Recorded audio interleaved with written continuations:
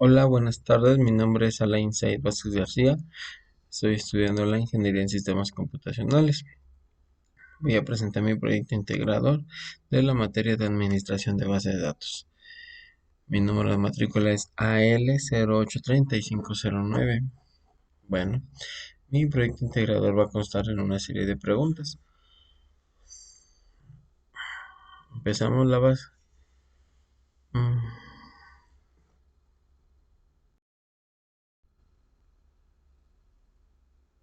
Bueno, la primera pregunta es: define con tus propias palabras qué es una base de datos orientada a objetos.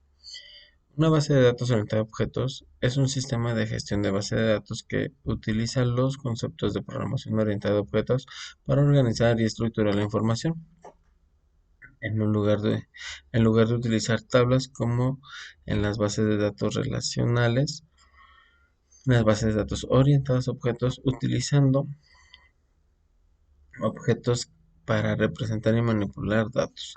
Cada objeto puede contener datos en forma de atributos y métodos que definen su comportamiento. La diferencia entre clase y objeto: bueno, una clase es una plantilla o un conjunto de instrucciones para crear un objeto. Define las prioridades, o sea, atributos y comportamientos, o sea, métodos. En los objetos creados a partir de ella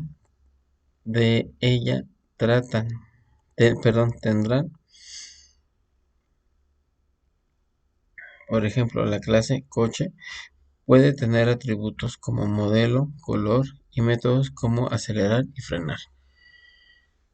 Bueno, ahora, un objeto es una instancia específica de una clase. Representa un elemento concreto que se crea siguiendo las especificaciones de la clase. Por ejemplo, un objeto específico de la clase es coche. Podría ser un Ford Mustang rojo del año 2022. Bueno, ahora explica qué es un modelo de dominio. Un modelo de dominio es una representación conceptual de un objeto de conceptos relacionados en un dominio específico. Se utiliza para comprender y comunicar los requisitos y características esenciales del sistema en la que se desarrolla. Puede incluir entidades, relaciones, reglas de negocio y otros elementos clave del dominio. Dentro del proceso del modelo de datos, en una base de orientado a objetos, se encuentra el mapeo de datos. Menciona los términos que son necesarios para describir las características de una clase. Bueno, los términos que son necesarios es nombre de la clase. Esto es necesario utilizar el sustantivo que haga referencia a las clases. De preferencia debe ser en singular. Atributo es una propiedad o característica de una clase. De él se deberá presentar la siguiente información: nombre del atributo. Por ejemplo, un atributo de una clase estudiante podría ser edad y podría utilizar como nombre. Tipo de dato: existen diferentes tipos de datos, como numérico, de carácter y booleano, por mencionar algunos. Valor inicial: el valor inicial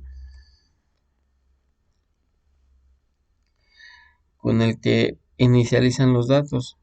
Si este no se especifica por defecto, el sistema lo tomará como un cero.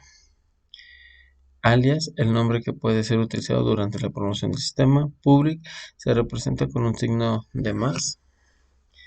Protected: característica que representa con un símbolo de gato e indica si el atributo puede ser utilizado por cualquier clase. Private: característica que se representa con el símbolo de menos e indica que el atributo es propio. Solo el objeto lo puede utilizar, es decir, no se puede heredar. Y por último, la diferencia entre SQL y NoSQL.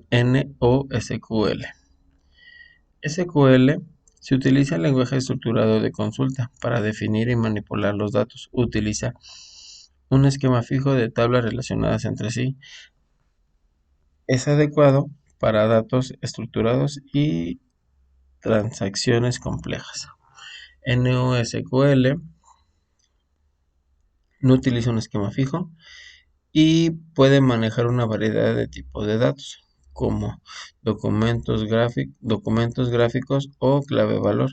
Es escalable horizontalmente y es más flexible en términos de esquema.